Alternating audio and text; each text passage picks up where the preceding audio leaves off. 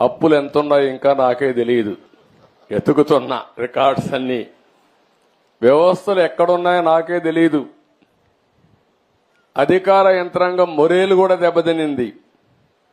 బయట వాళ్ళు వచ్చి పెట్టుబడి పెట్టాలంటే భయపడే పరిస్థితికి వచ్చేశారు.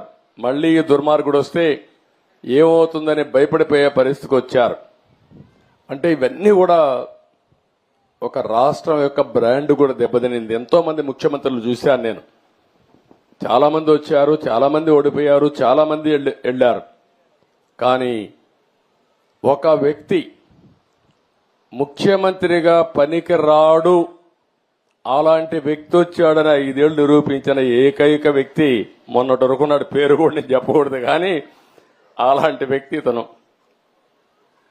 అంటే ఇప్పుడు నేను నిరూపించాలి ఎలాంటి వ్యక్తులు ముఖ్యమంత్రిగా ఉండాలో, దానికి ఆదర్శంగా నేను నిరూపించాల్సిన బాధ్యత నా పైన ఉంది. ఇప్పుడు ఈ రెండు కాంట్రడిక్షన్. మొన్నటి వరకు మీరు చూస్తే పరదాలు కట్టేసేవాళ్ళు, ఎక్కడ పోయినా పరదాలు. ఎక్కడన్నా ఒక మురికి కాలువ ఉంటే మురికి కాలువ కూడా పరదా కట్టేసేవాడు కనపడకుండా. దాస్తే దాగుతుందా? మురికి వాసన రాకుండా ఉంటుందా అని అడుగుతున్నా మిమ్మల్ని. సమస్యలు పరిష్కారం చేయడానికి ప్రభుత్వాలు ఉండాలనే గాని సమస్యల్ని దాచిపెట్టి మనసును చంపుకొని బ్రతకడం లేకుంటే ఇంకొక విధంగా చేయడం కరెక్ట్ కాదని చెప్పి కూడా నేను మీకు తెలియజేస్తున్నా.